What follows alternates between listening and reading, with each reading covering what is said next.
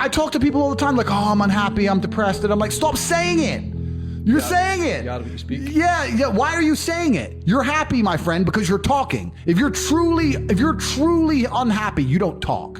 Think of the last time you lost a family member. The first thing you did is you sat in silence for half an hour. First, you get a phone call and you just sit there. And someone goes, what's happened? And you might give them a few words. That's unhappy. If you're running your mouth down the pub about being unhappy, you're attention seeking. That's what you're doing.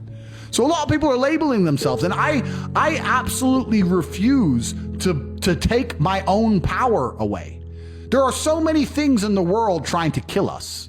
Like, you got enemies, you got people on the streets with blades, you got bacterias, fucking lions. Oh, I've got enough enemies, bruv. Sharks want me dead. I've got enough enemies. Why am I gonna take my own power away? Why would I not adopt the mindset that makes me the most capable predator I can possibly be? Why not adopt the mindset that makes me as competent and as fearsome as possible? If you have to install software in your own mind, why would I not install software that makes me capable of not only driving a Bugatti and flying on private jets, but sitting in a Romanian dungeon covered in cockroaches? I need to be able to do all of it. So why would I believe in something that made me incapable? I don't believe in depression because I think that even the belief in and of itself, when you feel depressed, you'll start to consider, maybe I have depression. Then you go see a psychiatrist who tells you have depression. Then they want you on pills. It's the belief that goes down the spiral. If I feel sad, I go, I'm depressed today, I'll be fine tomorrow. Why did Elon decide to put rockets in space instead of just retire? He was rich after PayPal. Why? Yeah, that's fair. Why did Alexander the Great need all that land? Why did men go to the Antarctic to try and cross the icy, barren, empty plains and freeze to death to just be the first men who did it? Why do that? You can't even put it on Facebook back then. Who gives a shit? Some men are built different, sir. Some men want to do it because it hasn't been done. And that is the reason why. They do not need much more motivation than the fact they will be first. There isn't much motivation to get on a rocket and be the first man on the moon, because the probability is you're gonna die or get stuck up there and never make it back. Or even if you do go and you do come back, half the people on Earth won't believe you went at all. So why would you do that unless you're just that kind of guy? The fact that you will say to me, but it puts a target on your head, shows me that God will never, ever give you my position of influence, because along the way, you will have so many chances to be a pussy, which you will take, which will prevent you from ever getting to my echelon of capability and influence and power. Because if I gave a fuck about having a target on my head at all, I wouldn't be sitting here right now. And I wouldn't have the ability to do the things I can do. That's fair. So I don't care. I'm doing it because it must be done. There's an opportunity for it to be done. And I can do it better than anybody else. What's the definition of a loser? I think the universe is absolutely and utterly giving. I've never seen anybody dedicate themselves to something completely and fail. I've never seen somebody eat right, go to the gym every day, train really hard, and not be in good shape. I've literally never seen it. The universe is extremely giving. If you actually try, and you actually want it, and you're actually not making excuses, lying, talking shit, you're gonna get what you want. So when I see people who don't have what they want, I consider them losers. And this may be elitist, I understand that. But if I put myself through endless pain to end up where I am, it's very hard for me to have sympathy on the man who's afraid of pain. You're avoiding pain. I've been through endless. I now have everything I've ever desired. You have none of the things you desire. Am I supposed to feel sorry for you because you took the easy way out? Am I supposed to look at you and go, oh, poor dude? No, you were a fucking coward. You didn't go through the shit I went through. You didn't put it on the line. So you deserve your substandard reality. That's what you deserve. You're a fucking loser. A lot of people say to me, oh yeah, I'm depressed and I'm fat and I can't get a girlfriend. No, sorry. A lot of people say to me, I can't get a girlfriend because I'm depressed. I say, no, you're depressed because you can't get a girlfriend. They're different things, right? A lot of people are pretending depression is why their life is shit, when in reality, their life is shit, which is why they're depressed, right? People have this idea that we propagate that it's a disease you catch and there's nothing you can do about it and it strikes out of nowhere and it's just gonna ruin your life. I don't believe that. I completely don't believe that. I believe that the number one cure for depression for 99% of people on the earth is $10 million. You find me someone depressed in the fucking ghetto in Glasgow and let's give him a ton of money and watch his fucking face light up. Bollocks if you got a disease, my friend. You haven't got a disease, you're unhappy with your surroundings. When I said depression wasn't real, the number of people who would attack me defending depression. This is what I didn't understand. Right. You say depression isn't real, but depression's ruined my life and it's super real and it ruined my life and I lost my marriage.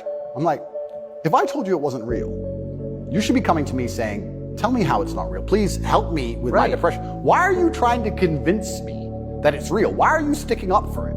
And why are you defending depression? And why would I adopt the thinking of someone who's sad? Why would I? You're going to convince me to take your worldview. You just told me your wife left you, you're fat, and you want to yourself. And you want me to sit here and go, with my perfect life, and go, you know what? I want to think like this guy.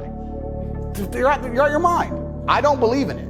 And because I don't believe in it, it's made me the kind of person who can't become depressed. If you're not the kind of man who would do things just because they can do them, you'll never be put in a position where you're capable of doing them anyway. Is that a good enough reason to do them? But no, it's not about good enough reason. It's about the only reason you ended up in a position where you could do them is because you're the kind of person who would do them. The kind of people who wouldn't do them don't ever get in a position. That's the beautiful thing about life. Because there's so many times along the way you could have chosen something else and you just never would have reached that pinnacle and level of power. Why do fighters win a world championship and then keep fighting afterwards? Well, they would never become world champion if they weren't the kind of person who will just continue to fight. That's how they are. So some men are just built different. I think that when you believe in things, you give them power. It's amazing how you can self-hypnotize. I'm not saying feeling depressed is not real. Everyone feels depressed. I'm saying the idea of depression as something you cannot control is a dangerous idea and paradigm. The reason so many people are committing suicide is because the Matrix is telling you that if you feel depressed, you cannot fix it. They tell you that depression is a disease that you can catch from the sky no matter how fantastic your life is, and you have no control over it. And I argue that absolutely. The reason the Matrix wants you depressed and sad is because when that happens, you are selfish. If you're depressed and sad, you only care about yourself. You don't care about your community or your family. You don't care about the world. You do not stand up for anything. You will accept being like True Jordy. You'll accept any amount of garbage they want to give you, any Matrix slave mind programming because you're too busy being sad to resist. There's only one thing on the planet you actually have control over. You can't control the weather. You can't control your health. You can get a brain aneurysm or a heart attack. You can't control other people. The only thing you can actually really truly control is what you think. That's the only thing you can change in real time. You can be thinking of red and change it to blue. So why are you not controlling your own mind? It's your asset. It's your ally. It's your friend. Why would you make an enemy out of the only thing you have control over? I refuse to do that. It doesn't make sense to me. The worst thing on earth that could happen to a man could happen to me. And I guarantee you, I would still label myself happy. I'm happy because that's who I am. That's how I view myself. That's what I've decided. When men say, oh, I feel sad. Who cares? The world doesn't care. All the men who are out here to destroy you and take your girl don't care. So why do you care? Like the person who should care least is you. You're the only person who wakes up every day who should have a genuine vested interest in improving your life. Nobody else wakes up and wants to improve your life, only you. So if nobody else cares about how you feel, why do you care? So my argument also for depression is, you're depressed, fine. Have you trained today? Well, that doesn't change what you should do with your life, depressed or not. And I don't say this because I'm an eternally happy person. I say this because I've experienced all ranges of human emotion. I was in a Romanian jail cell with cockroaches crawling all over me as I slept. I never missed a day of training. I wouldn't say I was particularly happy, but push-ups must be done. I've never met anybody who is in fantastic shape, and you say, how'd you get in fantastic shape? And he goes, oops. Dunno, bro. Just, oops. No, absolutely not. I went to the gym every day. I ate this particular way. I had a meal plan. I dieted. Nothing is going to happen on accident. Yeah. This mindset of when my ship comes in, one day it's just going to, well, you're going to win the lottery. I don't even give a shit if I'm wrong. Because I've adopted a mental model that makes me ultimately and utterly competitive in all realms of human endeavor. And if by me not believing in depression, I am better at fighting the idea of being depressed, if I am better at making myself feel happier, if I am better at regulating my emotions by not believing in an idea, then I'll continue to stay wrong. I do not believe in things that take power away from me. I believe in things that make me more powerful. I will not sit here and start believing in ideas that are going to reduce my competence. Absolutely or utterly not. So I don't give a shit what scientist, doctor, I don't give a fuck who you put in front of me and try to convince me I am wrong. I don't believe in it because I am more competitive in this realm. And for the people who believe, If you and I go through the same terrible experiences, the same level of heartbreak and trauma, I guarantee your belief will destroy you when mine won't.